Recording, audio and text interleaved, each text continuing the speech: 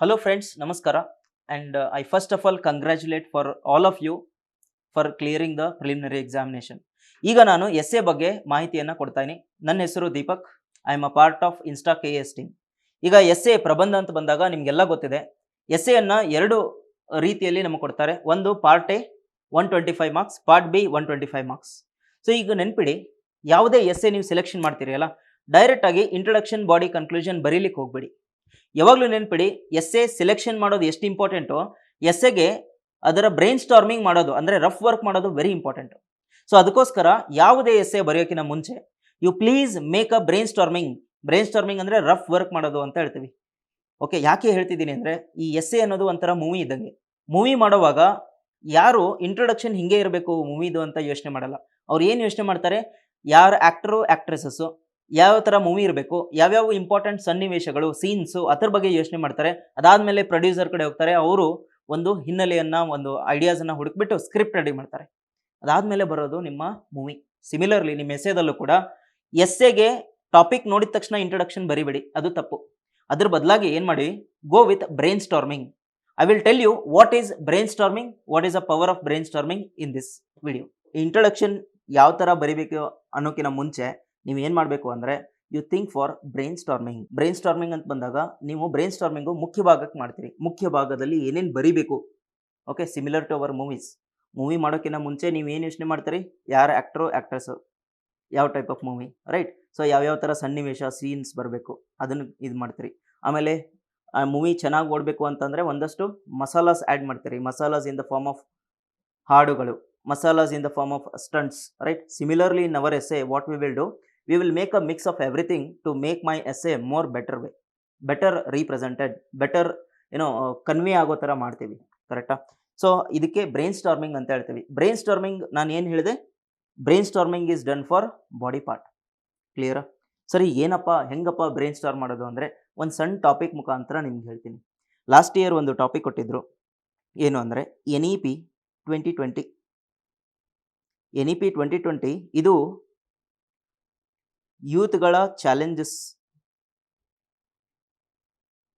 Related ಕೊಟ್ಟಿದ್ರು. Topic ಏನಿತ್ತು ಅಂದರೆ new education policy 2020 helps the youth to face the challenges in a challenging way. Kannada ಮಾಧ್ಯಮದಲ್ಲಿ ಹೊಸ ಶಿಕ್ಷಣ ನೀತಿ 2020 ಯುವ ಜನರಿಗೆ ಸವಾಲುಗಳನ್ನು ಸವಾಲಿನ ರೀತಿಯಲ್ಲಿ ಎದುರಿಸಲು ಖಾತ್ರಿಗೊಳಿಸುತ್ತದೆ. ಇದು ನಿಮ್ಮ ಟಾಪಿಕ್ಕು. ನಾನು ಏನು ಮಾಡಬೇಕು ಅಂದರೆ ಈ ಟಾಪಿಕ್ ನೋಡಿದ ತಕ್ಷಣ ಈ ಇಂಟ್ರಡಕ್ಷನ್ ಬರೀಲಿಕ್ಕೆ ಸ್ಟಾರ್ಟ್ ಮಾಡಬಾರ್ದು. ನೀವೇನು ಮಾಡಬೇಕು, first and foremost is brainstorming ಅಂದರೆ ಏನು ಅಂತ ಈಗ ನಾನು ಹೇಳ್ತಿದ್ದೀನಿ ನೋಡಿ. ಬ್ರೈನ್ ಸ್ಟಾರ್ಮಿಂಗ್ ಅಂದರೆ ಈ ಟಾಪಿಕ್ದ ಕೀ ವರ್ಡ್ಸ್ ಏನಿರ್ತವೆ ಅದನ್ನು ನೋಟ್ ಮಾಡ್ಕೊಳ್ಳಿ. ಈ ಟಾಪಿಕ್ನಲ್ಲಿ ಕೀ ವರ್ಡ್ಸ್ ಏನಪ್ಪ, ಒಂದು new education policy 2020, this is first keyword. The second keyword is youth is second keyword. ಇನ್ನೊಂದು ಕೀವರ್ಡ್ ಇದೆ, ದಟ್ ಈಸ್ ಚಾಲೆಂಜಸ್ಗಳನ್ನು ಚಾಲೆಂಜಿಂಗ್ ವೇದಲ್ಲಿ ಫೇಸ್ ಮಾಡೋದು ಅಂತ keyword, right. So what I will do here, I will make a brain storming for these keywords. ಯಾವ ಥರ ಯೋಚನೆ ಮಾಡಬೇಕು ಅಂದರೆ, first new education policy. What is new education policy? ಈಗ ಈ ಕೀವರ್ಡ್ ಬಗ್ಗೆ ಯೋಚನೆ ಮಾಡಬೇಕಂದ್ರೆ 3 ಥರ ಯೋಚನೆ ಮಾಡ್ಬೋದು. ಒನ್ ಈಸ್ ಡೆಫಿನೇಷನ್, ಇನ್ನೊಂದು ಅದರ ಹಿನ್ನೆಲೆ ಅಂತ ಹೇಳ್ತೀವಿ, ಐತಿಹಾಸಿಕ ಹಿನ್ನೆಲೆನೂ ಇರ್ಬೋದು ಅಥವಾ ಇವಲ್ಯೂಷನ್ ಇರ್ಬೋದು, ಅಂದರೆ ನಡೆದು ಬಂದ ದಾರಿ ಅಂತ ಹೇಳ್ತೀವಿ. ಇವು 3ರಲ್ಲಿ ಯಾವುದಾದ್ರೂ ಯೋಚನೆ ಮಾಡಿ. ಓಕೆ, ಸೊ ಈಗ NEP ಅಂತ ಇದೆ, ನಾನು ಏನು ಯೋಚನೆ ಮಾಡ್ತೀನಿ, NEP that is education policy. ಈ ಎಜುಕೇಷನ್ ಅಂತ ಬಂದಾಗ ಈ ಕೀವರ್ಡ್ ಇದೆಯಲ್ಲ ಎಜುಕೇಷನ್ ಅಂತ ಅಂದರೆ ನಾನು ಔಪಚಾರಿಕ ದಟ್ ಈಸ್ ಫಾರ್ಮಲ್ ಎಜುಕೇಷನ್ ಅಂತ ತಗೋಬೋದಾ, ಇನ್ನೊಂದು ಇನ್ಫಾರ್ಮಲ್ ಎಜುಕೇಷನ್ ಅಂತ ತಗೋಬೋದಾ? ಡೆಫಿನೆಟ್ಲಿ ಫಾರ್ಮಲ್ ಎಜುಕೇಷನ್ ಅಂದರೆ ಶಿಕ್ಷಣ, ಕಲಿಕೆ ಅಂತ ಹೇಳ್ತೀವಿ, ಕರೆಕ್ಟಾ. ಶಿಕ್ಷಣ, ಈ ಕಲಿಕೆಯನ್ನು ನಾವು ಸ್ಕೂಲ್ಗೆ ಹೋಗ್ಬಿಟ್ಟು ಕಲಿಯೋದಿರ್ತದೆ, ಒಂದು ಡಿಗ್ರಿ ಸಿಗ್ತದೆ, ಅಲ್ಲಿಂದ ನಿಮ್ಮ ಇಂಟೆಲೆಕ್ಚುವಲ್ ಸ್ಕಿಲ್ ಜಾಸ್ತಿ ಆಗ್ತದೆ, that is we call as formal education ಅಲ್ವಾ. ಸೊ ಇದಾದಮೇಲೆ ಇನ್ಫಾರ್ಮಲ್ ಎಜುಕೇಷನ್ ಇರ್ತದೆ. ಇನ್ಫಾರ್ಮಲ್ ಎಜುಕೇಷನ್ ಅಂದರೆ ಅನೌಪಚಾರಿಕ ಶಿಕ್ಷಣ. ಈ ಥರ ಎಜುಕೇಷನ್ನ ಎಲ್ಲಪ್ಪ ನೋಡ್ತೀವಿ ಅಂದರೆ, ಈಗ ಒಬ್ಬ ರೈತ ಇದ್ದಾನೆ, ಆ ರೈತ ಸ್ಕೂಲ್ಗೆ ಹೋಗ್ಬಿಟ್ಟು ಕಲಿಬೇಕಂತಿಲ್ಲ. ಅವನೇನು ಮಾಡ್ತಾನೆ, ಒಂದು ವರ್ಷ ಏನೋ ಬೆಳೆ ಬೆಳೆದಿರ್ತಾನೆ, ಅದರಿಂದ ಆದ ನಷ್ಟಗಳು, ಅದರಿಂದ ಆದ ಸಮಸ್ಯೆಗಳ ಪರಿಹಾರ ಏನು ಮಾಡ್ತಾನೆ, ನೆಕ್ಸ್ಟ್ ಸೈಕಲ್ ಆಫ್ ಈಲ್ಡ್ನಲ್ಲಿ ನೋಡ್ತಾನೆ. ಅಂದರೆ ಇದರ ಅರ್ಥ ಅವನು ತಾನೇ ಎಕ್ಸ್ಪೀರಿಯನ್ಸ್ ಮಾಡಿ ಕಲಿತ್ಬಿಟ್ಟ.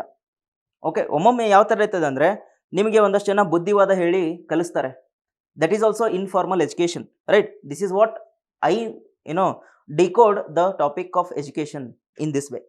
ಇದು ಒಂದು ವಿಧಾನ. ಇದಾದ್ಮೇಲೆ ಎಜುಕೇಷನ್ ಪಾಲಿಸಿ ಅಂತ ಇದೆ. ಈಗ ನೋಡಿ, ಎಜುಕೇಷನ್ ಪಾಲಿಸಿ ಅಂದರೆ ನಾನು 1947 ಆಗೋಕ್ಕಿಂತ ಮುಂಚೆ ಯಾವ ಥರ ಇತ್ತು ಎಜುಕೇಷನ್ ಪಾಲಿಸಿ, ಅದಾದಮೇಲೆ ಯಾವ ಥರ ಚೇಂಜ್ ಆಗ್ತಾ ಇದೆ, ದಟ್ ಈಸ್ ಇವಲ್ಯೂಷನ್ ಅಂತ ಹೇಳ್ಬೋದಾ? ಇದ್ರ ಬಗ್ಗೆ ಯೋಚನೆ ಮಾಡ್ಬೋದಾ? ಈಗ ಯೋಚನೆ ಮಾಡಬೇಕಂದ್ರೆ ನಿಮ್ಗೆ ಗೊತ್ತಿದೆ, ಇಂಡಿಪೆಂಡೆನ್ಸ್ಗಿನ ಮುಂಚೆ ಯಾವ ಥರ ಇತ್ತು ಎಜುಕೇಷನ್ ಸಿಸ್ಟಮ್?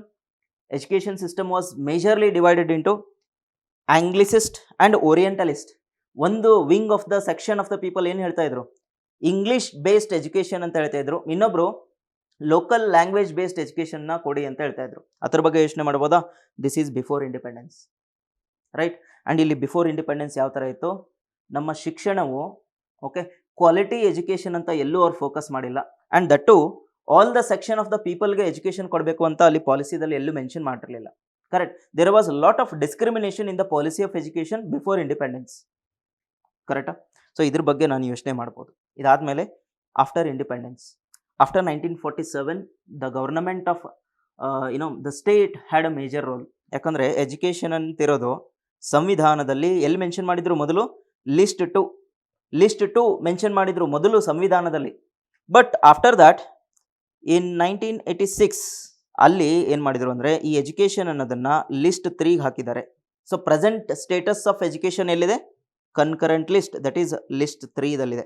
ಇದರ ಅರ್ಥ ಎಜುಕೇಷನ್ ಪಾಲಿಸಿ ಮಾಡುವಾಗ ಇಬ್ಬರು role important, that is role of state as well as role of centre. ಇದ್ರ ಬಗ್ಗೆ ಯೋಚನೆ ಮಾಡ್ಬೋದಾ? ನಾನು ಜಸ್ಟ್ ಐಡಿಯಾಸ್ ಕೊಡ್ತಾ ಇದ್ದೀನಿ. ಇವನ್ನ ಕೀವರ್ಡ್ಸ್ ಟೈಪ್ ನೀವು ನೋಟ್ ಮಾಡಬೇಕು in the rough work. Okay, ಇದು ನಾನು ಏನು ಮಾಡ್ತಾ ಇದ್ದೀನಿ, ಇದು ಬ್ರೈನ್ ಸ್ಟಾರ್ಮಿಂಗ್ ಮಾಡ್ತಾ ಇದ್ದೀನಿ. ಈಗ ಇಲ್ಲಿವರೆಗೂ ನಾನು ಏನು ಮಾಡಿದೆ? ಎಜುಕೇಷನ್ ಅಂದರೆ ಏನು ಯೋಚನೆ ಮಾಡಿದೆ, ಎಜುಕೇಷನ್ ಪಾಲಿಸಿ ಹೆಂಗೆ ಇವಾಲ್ವ್ ಆಯಿತು ಅಂತ ಯೋಚನೆ ಮಾಡಿದೆ. ಬಟ್ ನಮ್ಮ ಎಸ್ಸೆ ಇದನ್ನಷ್ಟೇ ಕೊಟ್ಟಿಲ್ಲ ಅಲ್ವಾ? ಏನು ಕೊಟ್ಟಿದ್ದಾರೆ? ಯೂತ್ ಅಂತ ಕೇಳಿದ್ದಾರೆ. ಈ ಯೂತ್ಗಳ ಚಾಲೆಂಜಸ್ಸನ್ನು ಚಾಲೆಂಜಿಂಗ್ ವೇದಲ್ಲಿ ಏನು ಮಾಡ್ತದೆ, ಎಜುಕೇಷನ್ ಅನ್ನೋದು ಒಂದು ಹೆಲ್ಪ್ ಮಾಡುತ್ತೆ ಅಂತ ಕೇಳಿದ್ದಾರೆ. ಈಗ ನಾವೇನು ಮಾಡೋಣ? Second key word that is youth. ನಿಮ್ಮ ಪ್ರಕಾರ ಟೆಕ್ಸ್ಟ್ ಬುಕ್ ಡೆಫಿನೇಷನ್ ಬೇಡ ಎಕ್ಸಾಮ್ನಲ್ಲಿ, ಬಟ್ ಆ ಡೆಫಿನೇಷನ್ ನೀವು ಏನು ಬರಿತೀರಿ ಅಲ್ಲ, ಅದು ಸಮಂಜಸವಾಗಿರಬೇಕು, ರಿಲೆವೆಂಟ್ ಆಗಿರಬೇಕು, right? So according to you what is youth? Okay, ಯಾಕಂದರೆ ಯೂತ್ ಅಂತ ಬಂದಾಗ ಹಲವಾರು ಪಾಲಿಸೀಸ್ ಇದೆ. Youth are targeted in different way. ಒಂದು ಪಾಲಿಸಿ ಹೇಳ್ತದೆ 14 ವರ್ಷ ಮೇಲಿನವ್ರಿಗೆ ಯೂತ್ ಅಂತ ಹೇಳ್ತದೆ. ಇನ್ನೊಂದಷ್ಟು ಪಾಲಿಸೀಸ್ ಲೈಕ್ ಇಲೆಕ್ಟ್ರಲ್ ಪಾಲಿಸಿ ಅಂತ ಬಂದಾಗ 18 ವರ್ಷ ಆದಮೇಲೆ ಅವ್ರಿಗೆ ಏನಂತ ಹೇಳ್ತೀವಿ? The youth will get universal adult franchise, ಅಂದರೆ ಓಟು ಮಾಡುವ ಹಕ್ಕು ಸಿಗುತ್ತೆ ಅಂತ ಹೇಳ್ತೀವಿ. ಬಟ್ ನಿಮ್ಮ ಎಸ್ಸೆದಲ್ಲಿ ನೀವು ಜನರಲ್ ಆಗಿ ಈ ಥರ ತಗೋಬೋದು, 14 ವರ್ಷ ಮೇಲ್ಪಟ್ಟವರು ಹಾಗೂ 40 ವರ್ಷ ಒಳಗಿನವರು, ಇವ್ರನ್ನೆಲ್ಲ ಏನಂತ ಹೇಳ್ತೀವಿ? ಯೂತ್ ಅಂತ ಹೇಳ್ತೀವಿ. ಇದು ನನ್ನ ಡೆಫಿನೇಷನ್ ಎಕ್ಸಾಮ್ನಲ್ಲಿ, right? According to me the youth are the person or a people who are learning or they may be employed also. Correct? ಇದು ನನ್ನ ಡೆಫಿನೇಷನ್ ಯೂತ್ಗೆ. ಇದಾದಮೇಲೆ ಮೂರನೇ ಕೀವರ್ಡ್ ಏನಿದೆ? Challenges in a challenging way ಅಂತ ಇದೆ. ಕರೆಕ್ಟಾ? ಈ challenges in a challenging way ಅಂದರೆ ಈ ಚಾಲೆಂಜಸ್ ಯಾವ್ಯಾವಪ್ಪ ನಮ್ಮ ಯೂತ್ಗೆ ಚಾಲೆಂಜಸ್ ಏನು? ನೀವು ಆರ್ಡ್ರಲ್ಲಿ ಯೋಚನೆ ಮಾಡಿ. ಯೂತ್ ಅಂತ ಏನಂತ ಹೇಳಿದೆ ನಾನು? 14 ವರ್ಷ ಮೇಲ್ಪಟ್ಟವರು, ಇವರಿಗೆಲ್ಲ ನಾವು ಏನಂತ ಹೇಳ್ಬೋದು? ಯೂತ್ ಅಂತ ಹೇಳ್ಬೋದಲ್ವಾ? So according to you what are the challenges faced by the youths? ಒಂದು, quality education. Quality education is a problem.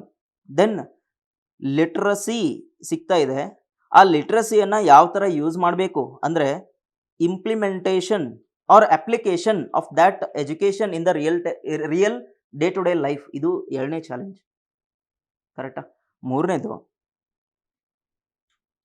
Challenge ಏನಪ್ಪ? ಈಗ ಎಲ್ಲ ಕಲಿತಾದ್ಮೇಲೆ ಎಜುಕೇಷನ್ ಸಿಕ್ಕಿದಾದ್ಮೇಲೆ ಏನು challenge? Employment is also a challenge. ಈ ಎಂಪ್ಲಾಯ್ಮೆಂಟ್ ಸಿಗಬೇಕು ಅಂದರೆ ಕ್ವಾಲಿಟಿ ಆಫ್ ಎಜುಕೇಷನ್ ಮ್ಯಾಟ್ರ್ ಆಗ್ತದೆ. ಒಮ್ಮೊಮ್ಮೆ ಏನಾಗ್ತದೆ? ಕ್ವಾಲಿಟಿ ಆಫ್ ಎಜುಕೇಷನ್ ಸಿಕ್ಕಿರ್ತದೆ, ಆದರೆ ಡಿಸೈರ್ಡ್ ಏನಿರಲ್ಲ, ಸ್ಕಿಲ್ ಇರಲ್ಲ. Skill is also a challenge ಅಲ್ವಾ? ಇಷ್ಟೊಂದು ಹಲವಾರು ಸಮಸ್ಯೆಗಳಿವೆ. ಇದಲ್ಲದೆ ಹಲವಾರು ಬೇರೆ ರೀತಿಯ ಸಮಸ್ಯೆಗಳಿವೆ. For example, challenges of youth are in this way also, that is emotional ಹಾಗೂ ಸೈಕಾಲಜಿಕಲ್ ಇಂಬ್ಯಾಲೆನ್ಸ್ ಆಗ್ತಾ ಇದೆ. ಅದರಿಂದ ಹೆಂಗೆ ಹೊರಗೆ ಬರಬೇಕು ಅನ್ನೋದು ಎಜುಕೇಷನ್ ಮುಖಾಂತರ ನಾವು ಒಮ್ಮೊಮ್ಮೆ ಕೊಡ್ಲಿಕ್ಕೆ ಏನು ಮಾಡ್ತಾ ಇದೀವಿ? ಸಾಧ್ಯ ಆಗ್ತಾ ಇಲ್ಲ. ಫಾರ್ ಎಕ್ಸಾಂಪಲ್, ನೀವು ರೀಸೆಂಟ್ಲಿ ನ್ಯೂಸ್ ಪೇಪರಲ್ಲೆಲ್ಲ ನೋಡ್ತೀರಿ, ಚಿಕ್ಕ ಹುಡುಗ ಇರ್ತಾನೆ, 10th ಪಾಸ್ ಆಗಿರ್ತಾನೆ, he will commit suicide. So why he is doing that? Because he is having education, but that education is not making him to overcome the emotional or psychological trauma ಅಲ್ವಾ. ಇಲ್ಲಿ ಏನಾಗ್ತಾ ಇದೆ, ನಮ್ಮ education policy ಇಲ್ಲೂ ಕೂಡ ಒಂದಷ್ಟು fail ಆಗ್ತಾ ಇದೆ. ಇದನ್ನ ನೀವು ಗಮನಿಸಿದರೆ ನಾನು ಇಲ್ಲಿವರೆಗೂ ಏನು ಬ್ರೈನ್ ಸ್ಟಾರ್ಮ್ ಮಾಡಿದೆ, ಎಲ್ಲ 3 ಕೀವರ್ಡ್ಸ್ ಬಗ್ಗೆ ಅಲ್ವಾ. So this is what a brainstorming is all about. ಇದಿಷ್ಟೇ ಮಾಡಿದರೆ ನಾನು ಎಸ್ಸೆ ಏನು ಕಂಪ್ಲೀಟ್ ಆಗಲ್ಲ. ಇದು first leg of brainstorming ನಾನು ಇಲ್ಲಿವರೆಗೂ ಮಾಡಿದ್ದು. ಏನಪ್ಪ ಬ್ರೈನ್ ಸ್ಟಾರ್ಮ್ ಮಾಡಿದೆ? About keywords. Okay, the next leg of brainstorming, that is second stage of brainstorming ಏನು ಅಂದರೆ, ನೀವೇನು ಮಾಡಬೇಕು ಅಂದರೆ ಆ ಗಿವನ್ ಟಾಪಿಕ್ ಏನಿದೆ ಅಲ್ಲ, ಟಾಪಿಕ್ನ ಪ್ರೂವ್ ಮಾಡ್ತಾ ಹೋಗಬೇಕು. ಟಾಪಿಕ್ನ ಏನು ಮಾಡಬೇಕು? ಪ್ರೂವ್ ಮಾಡಬೇಕು. ಅಂದರೆ ಆ ಟಾಪಿಕ್ ಏನು ಕೀವರ್ಡ್ಸ್ ಕೊಟ್ಟಿದ್ದಾನಲ್ಲ, ಆ ಗಿವನ್ ಟಾಪಿಕನ್ನು ಪ್ರೂವ್ ಮಾಡಬೇಕು. ಓಕೆ, ಸೊ ಈ ಟಾಪಿಕ್ ಏನು ಹೇಳಿದ್ದಾವ? ಎಜುಕೇಷನ್ ಪಾಲಿಸಿಯಿಂದ ನಮ್ಮ ಯೂತ್ಗಳ ಚಾಲೆಂಜಸ್ಗಳು ಎಲ್ಲವೂ ಏನು ಮಾಡ್ಬೋದು, ಅವರು ಚಾಲೆಂಜಿಂಗ್ ವೇದಲ್ಲಿ ಸಾಲ್ವ್ ಮಾಡ್ಬೋದು ಅಲ್ವಾ. ಚಾಲೆಂಜಿಂಗ್ ವೇದಲ್ಲಿ ಸಾಲ್ವ್ ಮಾಡ್ಬೋದು ಅಂತ ಹೇಳಿದ್ದಾರೆ. ಇದರ ಪೂರಕವಾಗಿ ಅಂತ ಹೇಳ್ತೀವಿ ನಾವು ಏನು ಯೋಚನೆ ಮಾಡಬೇಕು ಅಂದರೆ, ಇದರ ಪೂರಕವಾಗಿ ನಾವು ಸಮರ್ಥನೆ ಮಾಡ್ತಾ ಹೋಗ್ಬೇಕು. ಈಗ ಸೊ ಯಾವ ಥರ ಮಾಡೋದು ಅಂತ ಅಂದರೆ, ಈಗ ಈ ಪ್ರೂವ್ ಮಾಡೋದ್ರಲ್ಲಿ ಯೋಚನೆ ಯಾವ ಥರ ಇರಬೇಕು ಅಂದರೆ, ದೇರ್ ಆರ್ ಮೆನಿ ಅಪ್ರೋಚಸ್ ಅಂದರೆ, ನಿಮ್ಮ GS ಓದಿರ್ತೀರಿ ಅಲ್ವಾ. GSನಲ್ಲಿ ಯಾವ್ಯಾವ ಸಬ್ಜೆಕ್ಟ್ ಓದಿರಿ? ಹಿಸ್ಟ್ರಿಯಿಂದ ಸ್ಟಾರ್ಟ್ ಮಾಡಿದ್ರಿ. History, society, political, economical, correct, environmental ಹಾಗೂ ಎಥಿಕಲ್ ಇದು ಸ್ಟಡಿ ಮಾಡಿದ್ರಿ. ಇವು ಇಷ್ಟರಲ್ಲಿ 1 ಅಥವಾ 2 ರಿಲೆವೆಂಟ್ ಇರ್ತವೆ, ಡಿಸೈರ್ಡ್ ಏರಿಯಾಸ್ ಇರ್ತವೆ ರಿಲೇಟೆಡ್ ಟು ದ ಟಾಪಿಕ್. ಅದನ್ನು ತೊಗೊಂಡ್ಬಿಟ್ಟು ಪ್ರೂವ್ ಮಾಡಬೇಕು. ಲೆಟ್ಸ್ ಸೇ ಫಾರ್ ಇನ್ಸ್ಟೆನ್ಸ್, ಈಗ ಹಿಸ್ಟಾರಿಕಲ್ ಅಂತ ತಗೊಳ್ಳೋಣ. ಹಿಸ್ಟಾರಿಕಲ್ ಅಂತ ಬಂದಾಗ ನಮ್ಮ ಎಜುಕೇಷನ್ ಸಿಸ್ಟಮ್ ಹಿಸ್ಟಾರಿಕಲಿ ಯಾವ ಥರ ಇತ್ತು, ಆ ಎಜುಕೇಷನ್ ಸಿಸ್ಟಮು ನಮ್ಮ ಯುವ ಜನತೆ ಇದ್ದಾರೆ, ಆ ಯುವ ಜನರಿಗೆ ಯಾವ ಥರ ಅವ್ರನ್ನ ಸದೃಢಪಡಿಸಿದ್ರು, ಅದರಿಂದ ಯಾವ್ಯಾವ ಥರ ಪ್ರಾಬ್ಲಮ್ ಅವ್ರು ಫೇಸ್ ಮಾಡಿದ್ರು, ಹೆಂಗೆ ಓವರ್ಕಮ್ ಮಾಡಿದ್ರು, ಇದನ್ನು ಪ್ರೂವ್ ಮಾಡಬೇಕು. ಲೆಟ್ಸ್ ಟೇಕ್ ಫಾರ್ ಎಕ್ಸಾಂಪಲ್, ಈಗ ಹಿಸ್ಟಾರಿಕಲ್ ಅಂತ ತಗೊಂಡ್ರೆ ನಿಮ್ಗೆ ಗೊತ್ತಿದೆ, ಮೊದಲು ಎಜುಕೇಷನ್ ಸಿಸ್ಟಮ್ ಯಾವ ಥರ ಇತ್ತು ಹಿಸ್ಟಾರಿಕಲಲ್ಲಿ? ಗುರು ಶಿಷ್ಯ ಪರಂಪರಾ ಅಂತ ಹೇಳ್ತಾ ಇದ್ವಿ, ರೈಟ್. ಗುರು ಶಿಷ್ಯ ಪರಂಪರ. ಆ ಗುರು ಶಿಷ್ಯ ಪರಂಪರದಲ್ಲಿ ಗುರುಗಳು ಯಾವ ಥರ ಎಜುಕೇಷನ್ ಕೊಡ್ತಾ ಇದ್ರು, ಅಲ್ಲಿ ಮಾರ್ಷಿಯಲ್ ಆರ್ಟ್ ಆಗಿರ್ಬೋದು, ಓಕೆ, ಡಿಫೆನ್ಸಿವ್ ಮೆಕ್ಯಾನಿಸಮ್ ಆಗಿರ್ಬೋದು, ಈ ಥರ ಎಜುಕೇಷನ್ ಅಲ್ಲಿ ಏನಂತ ಹೇಳ್ಬೋದು, ಫಿಸಿಕಲ್ ಎಜುಕೇಷನ್ ಕೊಡ್ತಾ ಇದ್ವಿ along with intellectual education, right.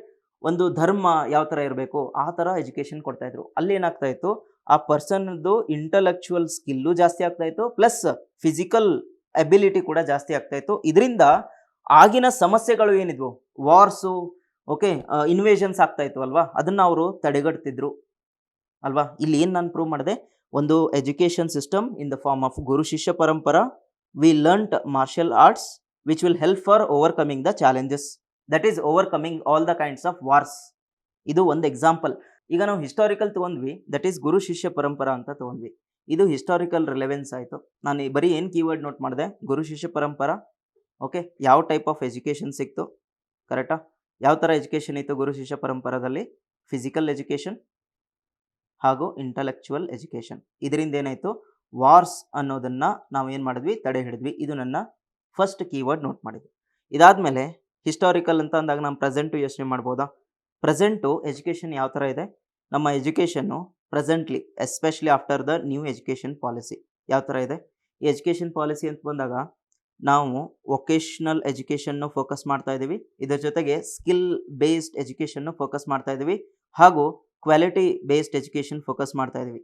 Okay, ಇಲ್ಲಿ ಏನು ಮಾಡಿದ್ವಿ, ನಾವು ಎಜುಕೇಷನ್ನು ಹಲವಾರು ವಿಧಾನದಲ್ಲಿ ಕೊಡ್ತಾ ಇದ್ದೀವಿ. ಇದರಿಂದ ಏನಾಗ್ತಾ ಇದೆ, ನಮ್ಮ ಯೂತ್ ಓಕೆ ಹಲವಾರು ಸಮಸ್ಯೆಗಳನ್ನು ಫೇಸ್ ಮಾಡ್ತಾ ಇದ್ರು, whether it is employment, whether it is skill, ಇವುಗಳನ್ನು ನಾವೇನು ಮಾಡಿದ್ವಿ, ತಡೆ ಹಾಕಿದ್ವಿ. ಇದರಿಂದ ಏನಾಯಿತು, ಅವ್ರಿಗೆ ಒಳ್ಳೆ opportunities in the form of jobs, ಒಳ್ಳೆ skill in the form of looking for new avenues, okay, beyond literacy. ಇದರಿಂದ ಏನಾಯಿತು, ಅವರ ಸರ್ವತೋಮುಖ ಬೆಳವಣಿಗೆಗೆ ಹೆಲ್ಪ್ ಆಯಿತು. ಸೊ ಈ ಥರ ಯೋಚನೆ ಮಾಡ್ಬೋದು. This is second idea. ಇದಾದಮೇಲೆ ಬೇರೆ ಐಡಿಯಾಸ್ ತೊಗೊಳ್ಳಿ. ನೀವು GS ಅಪ್ರೋಚನ್ನು ತೊಗೋಬೋದು, ಅಥವಾ there are other approaches apart from GS. ನಾನು ಬರೀ GS ಅಲ್ಲಿ ಹಿಸ್ಟ್ರಿ ಅಂತ ತೊಗೊಂಡೆ. ಈಗ ನೀವು ಬೇಕಿದ್ರೆ ಪಾಲಿಟಿ, ಎಕನಾಮಿಕಲ್ ಈ ಥರ ತೊಗೋಬೋದು. ಓಕೆ, ಬಟ್ ನಾನು ಈ GS ಅಪ್ರೋಚ್ ಬಿಟ್ಟು ಬೇರೆ ವಿಧಾನಗಳನ್ನು ನಿಮ್ಗೆ ಹೇಳ್ಕೊಡ್ತೀನಿ. That is the second approach is the stake holder approach. Stake holder ಅಂದರೆ ಯಾರು? ಈ ಸ್ಟೇಕ್ ಹೋಲ್ಡರ್ ಅಂದರೆ ನಮ್ಮ ಟಾಪಿಕ್ ಏನಿದೆ ರಿಲೇಟೆಡ್ ಟು ಎಜುಕೇಷನ್. ನೀವು ಯೋಚನೆ ಮಾಡಿ, related to education, who are the stakeholders? It can be government, it can be private, correct? It can be other agencies, like international agencies, ಇವರು ಕೂಡ ಏನು ಮಾಡ್ಬೋದು, ಎಜುಕೇಷನ್ಗೆ ಸಹಾಯ ಮಾಡ್ಬೋದಲ್ವಾ. ಇನ್ ಜನರಲ್ ನಾವು ಏನಂತ ಹೇಳ್ಬೋದು, ಇ ಎಸ್ ಎಗೆ ಗೌರ್ನಮೆಂಟ್ ಮುಖಾಂತರ ನಮ್ಮ ಯೂತ್ಸ್ ಎಂಪವರ್ಮೆಂಟ್ ಹೆಂಗಾಗ್ತಾರೆ, even some time private agencies. ಈಗ ಪ್ರೈವೇಟ್ ಅಂತ ತಗೊಳ್ಳೋಣ ಎಕ್ಸಾಂಪಲ್. ಪ್ರೈವೇಟ್ ಅಂತ ಬಂದಾಗ ನಾನು ಏನು ಪ್ರೂವ್ ಮಾಡಬೇಕು, ಎಜುಕೇಷನ್ ಮುಖಾಂತರ ಯೂತ್ಗಳು ಎಂಪವರ್ ಆಗ್ತಾ ಇದ್ದಾರೆ ಅಂತ, right. So you take example private. ನಮ್ಮ ಪ್ರೈವೇಟ್ ಸ್ಕೂಲ್ಸಲ್ಲಿ ಯೂಶ್ವಲಿ ನಾವು ಏನು ನೋಡ್ತೀವಿ, ಇನ್ಫ್ರಾಸ್ಟ್ರಕ್ಚರ್ ಚೆನ್ನಾಗಿರ್ತದೆ ಆ್ಯಂಡ್ ಹೊಸ ಥರ ನಾವು ಏನು ಮಾಡ್ತೀವಿ, ಸ್ಕಿಲ್ಗಳನ್ನು ಕೂಡ ಕಲಿತೀವಿ. ಓಕೆ, ಸೊ ಇಲ್ಲಿ ಏನಾಗ್ತಾ ಇದೆ, ಇನ್ಫ್ರಾಸ್ಟ್ರಕ್ಚರು ಚೆನ್ನಾಗಿದೆ, ಸ್ಕಿಲ್ಲು ಚೆನ್ನಾಗಿದೆ, even quality of education is also good. Okay, you take either private or even government model schools ಅಂತ ಕೂಡ ತಗೋಬೋದು. ಇಲ್ಲಿ ಏನಾಗ್ತಾ ಇದೆ, ಎಲ್ಲ ರೀತಿ ಫೆಸಿಲಿಟೀಸ್ ಹೊಸದಾಗಿ ಸಿಗ್ತಾ ಇದೆ. ಇದರಿಂದ ಏನಾಯಿತು, ನಮ್ಮ ಯುವ ಜನತೆ ಹೊಸ ರೀತಿ ಎಜುಕೇಷನ್ ಕಲಿತಾ ಇದ್ದಾರೆ. ಇದರ ಪೂರಕವಾಗಿ ನಮ್ಮ ಎಜುಕೇಷನ್ ಪಾಲಿಸಿದಲ್ಲಿ ಕೂಡ ಏನು ಮಾಡಿದ್ದಾರೆ, ಹೊಸ ಐಡಿಯಾಸ್ ತೊಗೊಂಬಂದಿದ್ದಾರೆ.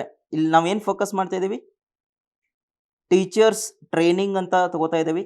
ಇದ್ರ ಮುಖಾಂತರ ಏನಾಯಿತು, ಕ್ವಾಲಿಟಿ ಆಫ್ ಎಜುಕೇಷನ್ ಚೆನ್ನಾಗಾಯಿತು. ಅಂದರೆ output of the teachers is also good ಅಲ್ವಾ.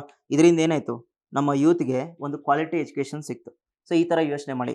ಆಮೇಲೆ ಇದು ಬಿಟ್ಟು ಬೇರೆ ಯಾರಪ್ಪ stakeholder. Okay, when it comes to education you can think about the curriculum. Curriculum ಅಂದರೆ ಏನಂತ ಹೇಳ್ತೀವಿ, ಸಿಲಬಸ್.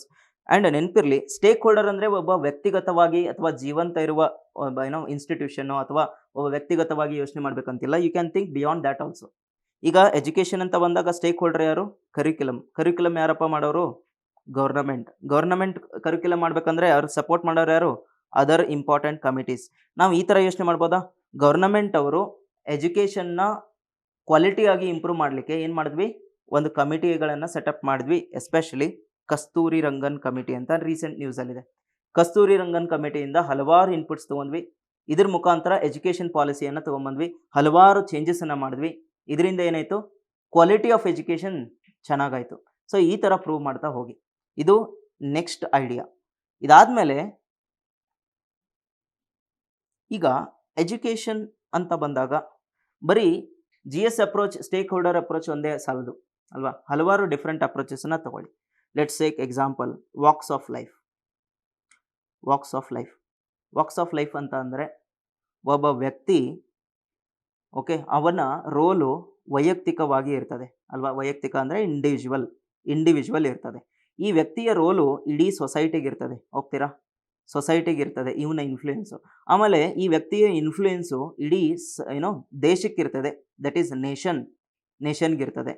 ಆ್ಯಂಡ್ ಈ ವ್ಯಕ್ತಿಯ ರೋಲು ಇಂಟರ್ನ್ಯಾಷನಲ್ಲೂ ಇರ್ತದೆ, ಕಾಂಟ್ರಿಬ್ಯೂಷನ್. ಹೋಗ್ತೀರಾ, ಅಂದರೆ ವಾಕ್ಸ್ ಆಫ್ ಲೈಫ್ ಅಂದರೆ ಒಬ್ಬ ವ್ಯಕ್ತಿಯ ರಿಲೆವೆನ್ಸ್ ಎಲ್ಲೆಲ್ಲಿದೆ ಆ ಥರನೂ ಯೋಚನೆ ಮಾಡ್ಬೋದು. ಈ ಥರ ಯೋಚನೆ ಮಾಡಿದರೆ ಒಂದೊಂದು ಐಡಿಯಾಸ್ಗೆ ಒಂದೊಂದು ಪ್ಯಾರಾಗ್ರಾಫ್ ಬರಿತಾ ಹೋದರೆ ಆರಾಮಾಗಿ 1-2 ಪೇಜ್ ನಾವು ಪೇಜ್ಗಳನ್ನು ಕಂಟೆಂಟನ್ನು ಫಿಲ್ ಮಾಡ್ಬೋದು. ಈಗ ನಾವು ವಾಕ್ಸ್ ಆಫ್ ಲೈಫ್ ನೋಡ್ತೀವಿ. ಇದನ್ನು ಹೆಂಗಪ್ಪ ಪ್ರೂವ್ ಮಾಡೋದು ಅಂತ ಅಂದರೆ, ಒಬ್ಬ ವ್ಯಕ್ತಿ ಒಳ್ಳೆ ಎಜುಕೇಷನ್ ಪಡೆದಿದ್ದ ಅಂದರೆ, ಒಳ್ಳೆ ಎಜುಕೇಷನ್ ಅಂದರೆ ಏನು, ಇಂಟಲೆಕ್ಚುವಲ್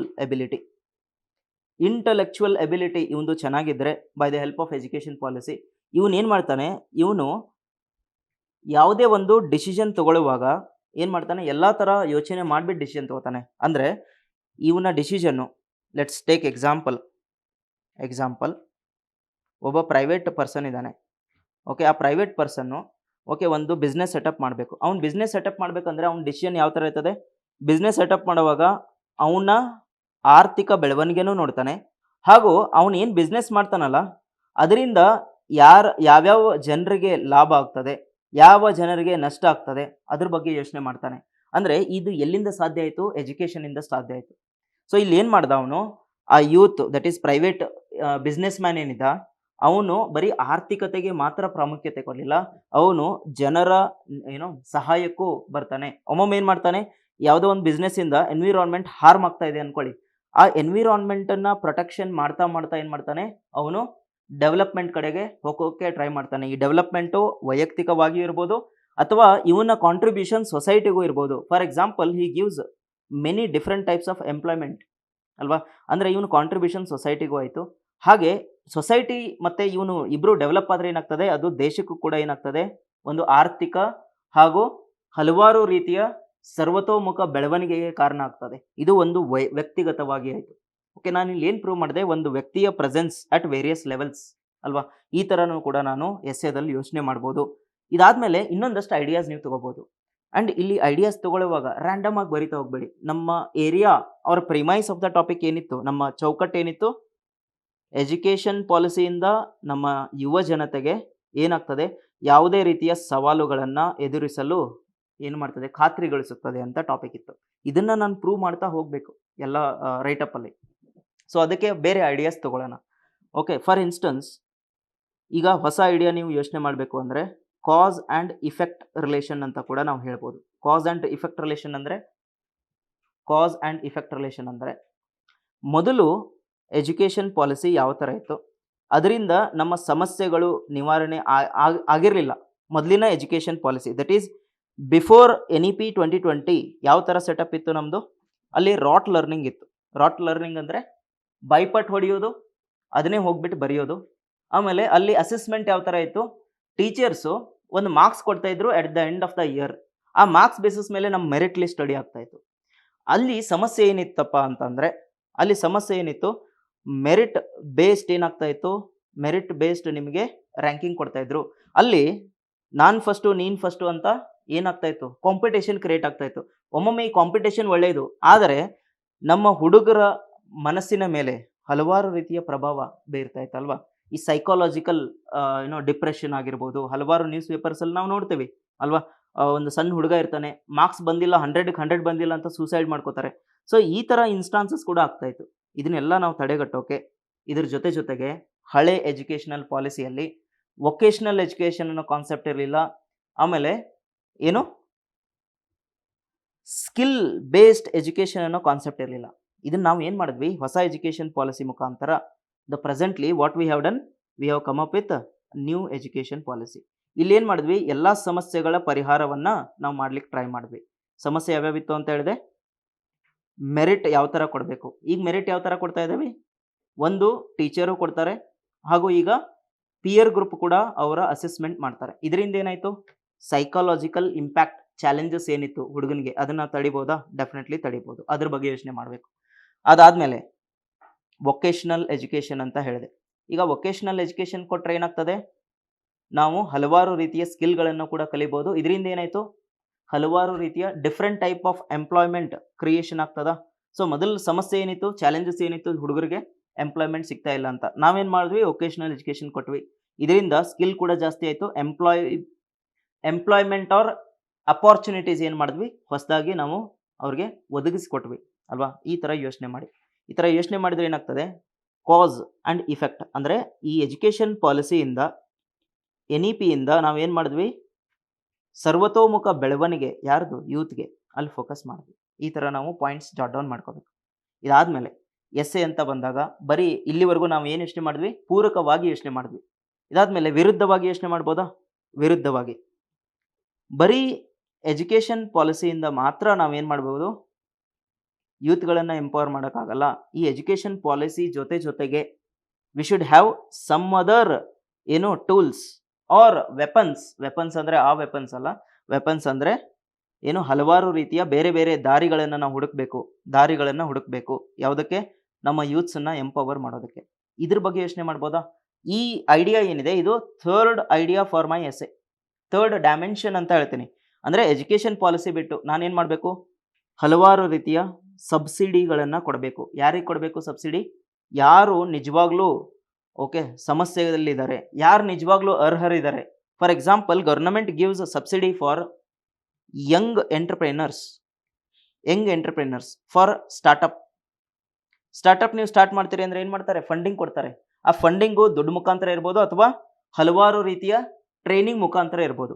ಇದು ಎಜುಕೇಷನ್ ಪಾಲಿಸಿಯಲ್ಲಿ ಏನಾಗಿಲ್ಲ, ಕವರ್ ಮಾಡಿಲ್ಲ. ನಾವೇನು ಮಾಡ್ಬೋದು, ಹಲವಾರು ರೀತಿಯ ಬೇರೆ ಏನು ಮಾಡ್ಬೋದು, ವ್ಯವಸ್ಥೆಗಳನ್ನು ನಾವು ಯೂತಿಗೆ ಕೊಡ್ಬೋದು. ಇದರಿಂದ ಏನಾಯಿತು, ಯೂತ್ಗಳ ಚಾಲೆಂಜಸ್ ಏನಿತ್ತು ಯೂತ್ದು, ಒಂದು ಬಿಸ್ನೆಸ್ ಸ್ಟಾರ್ಟ್ ಮಾಡೋದು ದೊಡ್ಡ ಚಾಲೆಂಜ್ ಇತ್ತು. ಈಗ ನಾವೇನು ಮಾಡಿದ್ವಿ, ಒಂದು ಸಬ್ಸಿಡಿ ಮುಖಾಂತರ ಏನು ಮಾಡಿದ್ವಿ, ಯೂತನ್ನು ಎಂಪವರ್ ಮಾಡಿದ್ವಿ by the help of giving him subsidy. ಇದರಿಂದ ಏನಾಯಿತು, ಯೂತು ಹೊಸ ಅವೆನ್ಯೂಸ್ ಫಾರ್ ಎಕನಾಮಿಕ್ ಡೆವಲಪ್ಮೆಂಟ್ ನೋಡ್ಕೊಂಡ. ಕರೆಕ್ಟಾ.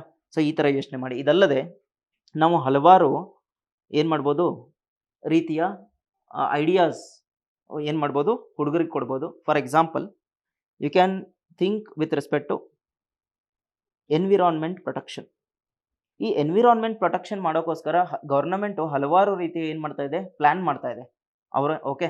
ಈಗ ನಾನು ಏನು ಮಾಡ್ಬೋದು, with respect to environmental protection, ನಾನು ಏನು ಮಾಡ್ಬೋದು, ಒಬ್ಬ ರೈತ ಇರ್ತಾನೆ, ಆ ರೈತ ಯುವ ರೈತ ಇರ್ತಾನೆ, ಯುವ ಜನರು ಅಂತ ಹೇಳ್ತೀವಿ ನಾವು. Educated youths are also going for what, farming ಅಲ್ವಾ.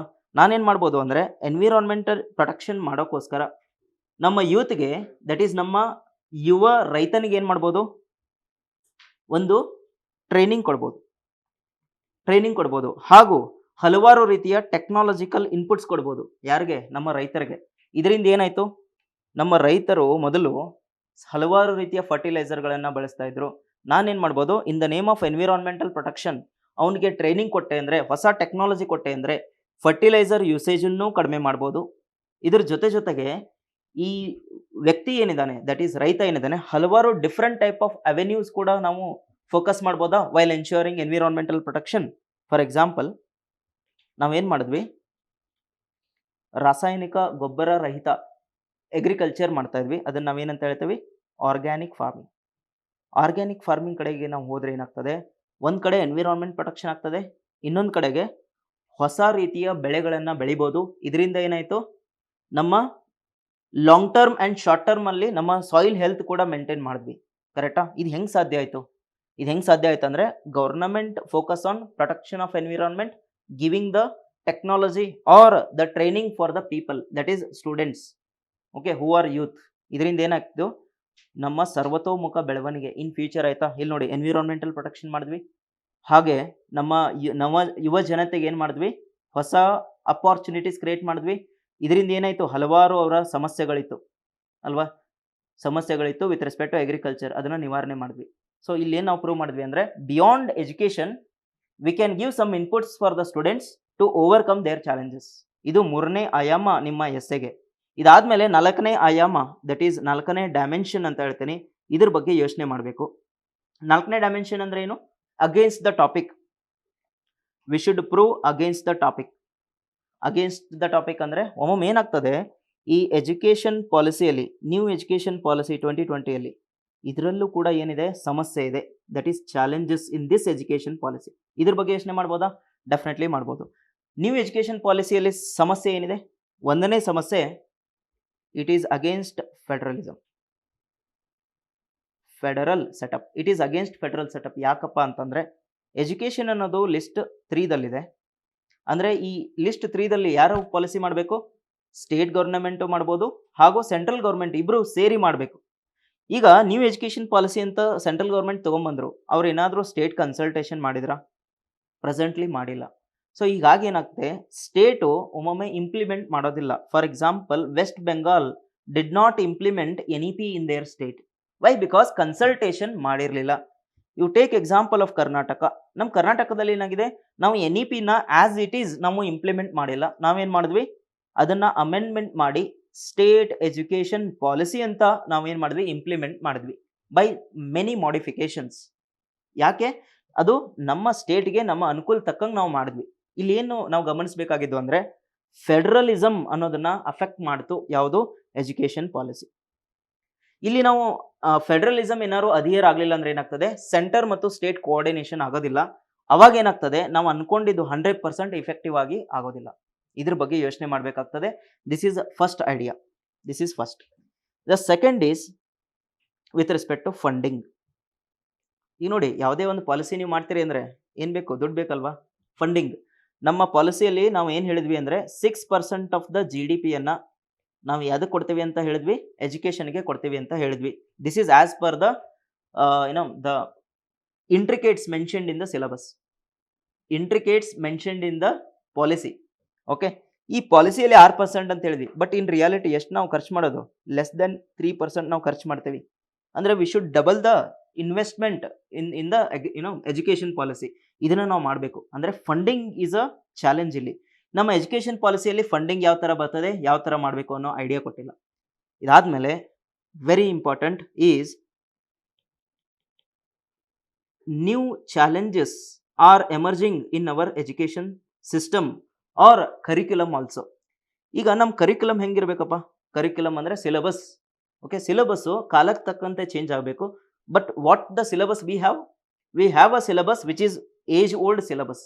ನಾವು ಏನು ಮಾಡಬೇಕು, ಬರೀ ಪಾಲಿಸಿ ಅಷ್ಟೇ ಚೇಂಜ್ ಮಾಡೋದಲ್ಲ, ಸಿಲೆಬಸ್ ಅನ್ನು ಕೂಡ ಯಾವ ಥರ ಚೇಂಜ್ ಮಾಡಬೇಕು, ಹೊಸ ಹೊಸ ಸಬ್ಜೆಕ್ಟ್ಸ್ಗಳನ್ನು ಆ್ಯಡ್ ಮಾಡಬೇಕು. For example, we are focusing on environment as well as engineering ಅಲ್ವಾ. ನಮ್ಮ ಸ್ಕೂಲ್ ಸಿಲೆಬಸ್ನಲ್ಲಿ ಎನ್ವಿರಾನ್ಮೆಂಟಲ್ ಇಂಜಿನಿಯರಿಂಗ್ ಅನ್ನೋ ಕಾನ್ಸೆಪ್ಟು ಆಗಿರ್ಬೋದು, ಅಥವಾ ಆರ್ಟಿಫಿಷಿಯಲ್ ಇಂಟೆಲಿಜೆನ್ಸು, ಮಷೀನ್ ಲರ್ನಿಂಗು, ಈ ಥರ ಹಲವಾರು ರೀತಿಯ ಹೊಸ ಹೊಸ ಏನೋ ಟೆಕ್ನಾಲಜಿ ಇವಲ್ಯೂಷನ್ ಆಗ್ತಾ ಇದ್ದಾವೆ. ಅದ್ರ ಬಗ್ಗೆ ನಾನು ಏನು ಮಾಡಬೇಕು, ಟ್ರೈನಿಂಗ್ ಕೊಡೋದಾಗಿರ್ಬೋದು ಅಥವಾ ಕರಿಕ್ಯುಲಮ್ ಅಲ್ಲಿ ಹಾಕೋದಾಗಿರ್ಬೋದು. ಇದನ್ನ ಮಾಡಿದ್ರೆ ಏನಾಗ್ತದೆ, ಹಲವಾರು ರೀತಿಯ ಚಾಲೆಂಜಸ್ಗಳನ್ನು ನಾವು ಅಬ್ಸಾರ್ವ್ ಮಾಡ್ಕೋಬಹುದು. ಇದ್ರ ಬಗ್ಗೆ ಎಲ್ಲೂ ಉಲ್ಲೇಖ ಮಾಡಿಲ್ಲ ನಮ್ಮ ಎಜುಕೇಶನ್ ಪಾಲಿಸಿಯಲ್ಲಿ, ಇದನ್ನ ನೀವು ಮೆನ್ಷನ್ ಮಾಡ್ಬೋದು.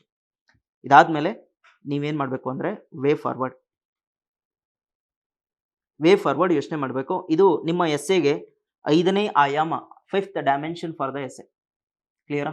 ಏನಪ್ಪ ವೇ ಫಾರ್ವರ್ಡ್ ಅಂದ್ರೆ, ನಮ್ಮ ಎಜುಕೇಶನ್ ಪಾಲಿಸಿ ನೀವು ತಗೊಂಡ್ಬಂದ್ರಿ, ಯಾವ ಥರ ನಾವು ಇಂಪ್ಲಿಮೆಂಟೇಷನ್ ಮಾಡಬೇಕು. ಯಾವ ಥರ ಮಾಡಬೇಕು, ನಿಮ್ಮ ಸ್ಟೇಟ್ ಕನ್ಸೆಂಟ್ ತಗೊಂಡು ಇಂಪ್ಲಿಮೆಂಟೇಷನ್ ಮಾಡಬೇಕು ಒಂದು. ಹಾಗೂ ಕ್ವಾಲಿಟಿ ಆಫ್ ಎಜುಕೇಶನ್ ಏನು ನೀವು ಕೊಡ್ತಾ ಇದ್ದೀರಿ ಅದನ್ನು ರೆಗ್ಯುಲರ್ ಆಗಿ ಅಸೆಸ್ಮೆಂಟ್ ಮಾಡಬೇಕು. ಓಕೆ, ಈಗ ರೀಸೆಂಟ್ಲಿ ನೀವು ಇಂಟರ್ನ್ಯಾಷನಲಿ ನ್ಯಾಷನಲಿ ಡಿಟರ್ಮೈನ್ಡ್ ಏನು ಮಾಡಿದ್ದೀವಿ, ಕಾಂಟ್ರಿಬ್ಯೂಷನ್ನು, ಈ ಥರ ಎನ್ವಿರಾನ್ಮೆಂಟ್ ರಿಲೇಟೆಡ್ ತೊಗೊಂಬಂದ್ರಿ ಅಲ್ವಾ. ಸಿಮಿಲರ್ಲಿ ಎಜುಕೇಷನ್ ಸಿಸ್ಟಮಲ್ಲೂ ಏನು ಮಾಡ್ಬೋದು, ಕ್ವಾಲಿಟಿ ರಿಲೇಟೆಡ್ ನೀವು ಏನು ಮಾಡ್ಬೋದು, ರ್ಯಾಂಕಿಂಗನ್ನು ಕೂಡ ತೊಗೊಂಬರ್ಬೋದು.